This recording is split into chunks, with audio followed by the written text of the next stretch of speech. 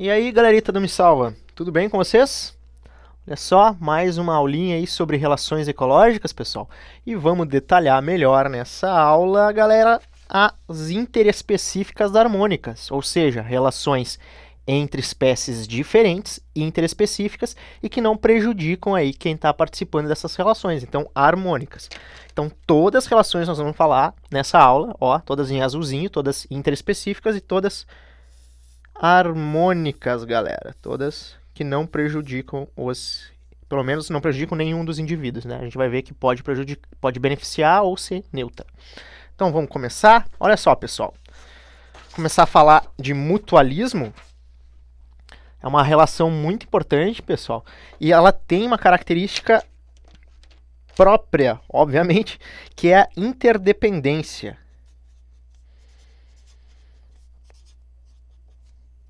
Como assim, galera?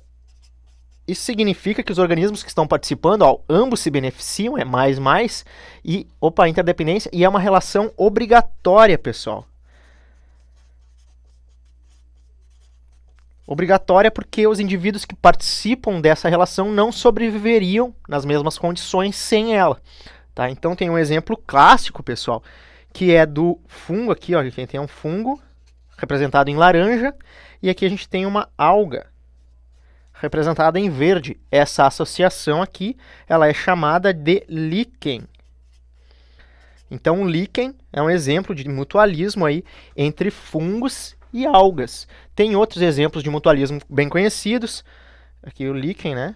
Também tem micorrizas. Micorriza é um tipo de relação aí entre fungos e raízes de plantas. Então, tanto os fungos como as plantas precisam. Nesse caso, os fungos aumentam a superfície de absorção das plantas e as plantas, através da fotossíntese, fornecem moléculas orgânicas para os fungos, que é o mesmo caso aqui das micorrizas. Os fungos aumentam aí a absorção e a alga fornece moléculas orgânicas para os fungos. Tem outros exemplos, por exemplo, de cupins e micro-organismos que vivem dentro deles, que ajudam o cupim a digerir a celulose que ele se alimenta. É o mesmo caso também que tem com grandes bovinos, aí, ruminantes, que também tem micro-organismos que ajudam eles a digerir. Ok? Só lembra que, às vezes, essa relação é chamada de simbiose. Mas já vou botar aqui, é diferente de simbiose, pessoal. Mutualismo. Simbiose, na verdade, é qualquer relação aí que vai ter entre duas espécies diferentes que são estreitamente relacionadas. Podem ser até relações harmônicas ou desarmônicas até. Né? Simbiose são espécies que vivem estreitamente relacionadas. Às vezes utilizam como sinônimo de mutualismo, mas isso está equivocado, tá bom? Mas presta atenção na questão, caso caia isso, né? Ver a contextualização que ela está fazendo, mas posso dizer para vocês que isso aqui está equivocado, tratar como sinônimo. Mutualismo é um tipo de simbiose. Então, vamos falar um pouco mais agora das outras. Olha só, pessoal, a gente tem a protocooperação. Percebam que na protocooperação, ambos os indivíduos vão se beneficiar também. Ok? Então, benefício para ambos. Para ambos. Mas, galera, diferente do mutualismo, a protocooperação ela é facultativa, digamos assim. Tanto que ela é chamada de mutualismo facultativo às vezes, porque esses organismos eles conseguem viver sem essa associação. Então beneficia ambos, mas não é obrigatória para a sobrevivência deles. Então um exemplo bem clássico é desse crustáceo aqui, o paguro. Esse animal ele pega conchas de outros organismos e usa para se proteger, então ele se desloca com elas. E às vezes ele coloca uma anêmona, ó, representada em roxo, em cima da concha, e daí ele se desloca com ela.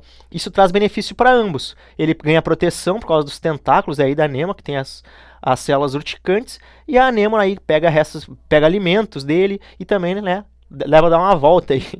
E também tem outro caso, que é do crocodilo e do pássaro palito. O pássaro palito retira restos de alimento e sanguessugas aí dos dentes do crocodilo, então ele ganha alimento e o crocodilo aí tem a sua higiene bucal realizada, né? Tem vários outros casos também, bem interessantes, né? Do peixe-palhaço e da anêmona.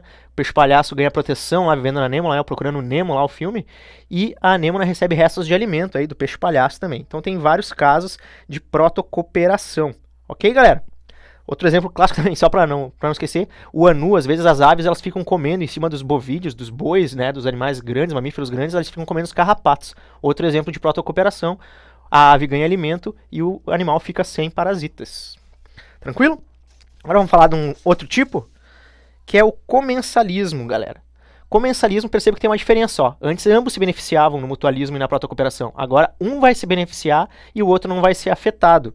Então, só para dizer, ó, que apenas um se beneficia. O exemplo clássico aí tem a ver com a rêmora, que é esse peixinho verde aqui, ó, que fica fixado no tubarão. E aqui está o tubarão. E aqui em laranjinha está restos de alimento do tubarão. O que acontece? A rêmora fica fixa aí acompanhando o tubarão, e o tubarão come, e o que sobrar de comida a rêmora pega. Então é uma situação que beneficia a rêmora, o maisinho aqui seria para ela, e não afeta o tubarão, que estaria como zero. Exemplo clássico, tá? Outros exemplos também tem relação aí com abutres, ou urubus, né? E grandes mamíferos, como predadores, como leões, eles se alimentam aí de carne, e o que sobra, os urubus ali ficam na volta, os abutres ficam na volta, e quando termina eles vão lá se alimentar. Até as hienas também poderiam ser consideradas comensais dos tubarões, elas ficam ali esperando para pegar o que sobrou. Tranquilo, galera? Exemplo de comensalismo.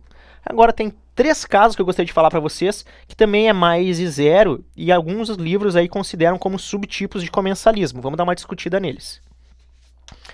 Primeiro é inquilinismo. A chave para entender o inquilinismo, pensa no nome, inquilino, né, pessoal? Então a gente vai ter uma espécie inquilina,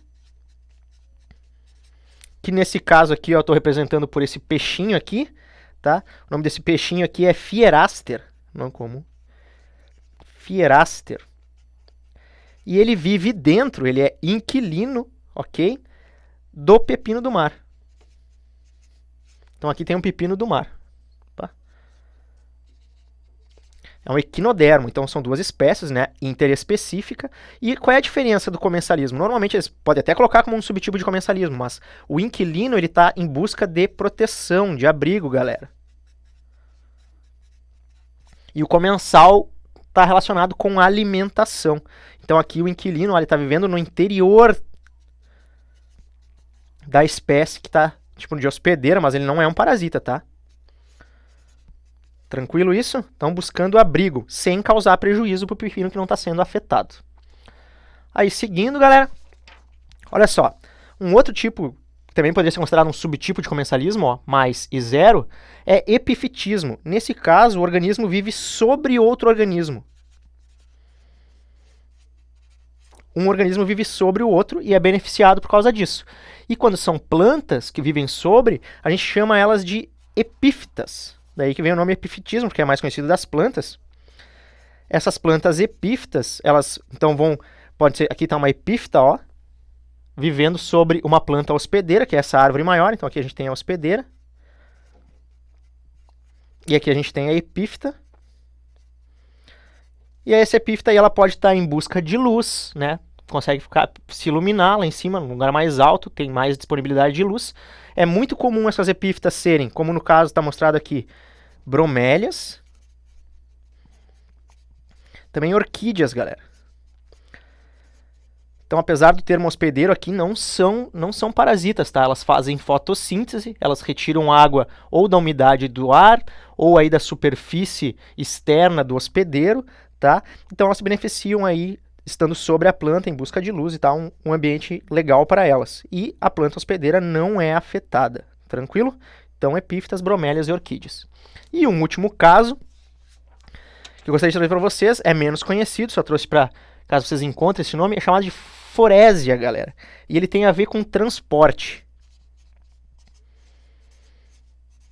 Então, um organismo vai ser transportado por outro, beneficiado, e o que está sendo utilizado para o transporte não é prejudicado, tá, galera?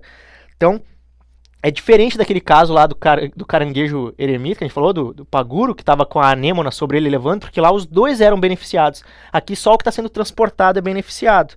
Tranquilo?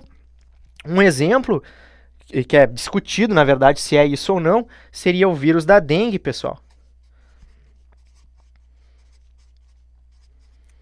E o Aedes, o mosquito. Então, o Aedes estaria transportando o vírus, só que o vírus não teria um efeito prejudicial no Aedes. Então, positivo para o vírus, não afetado a Aedes. Outro exemplo seriam as cracas aí, que são crustáceos que ficam fixos em outros organismos que acabam transportando eles. Poderia ser um outro exemplo de forésia. Tá, pessoal, era isso então, relações interespecíficas harmônicas. Espero que tenham gostado e até a próxima. Bons estudos!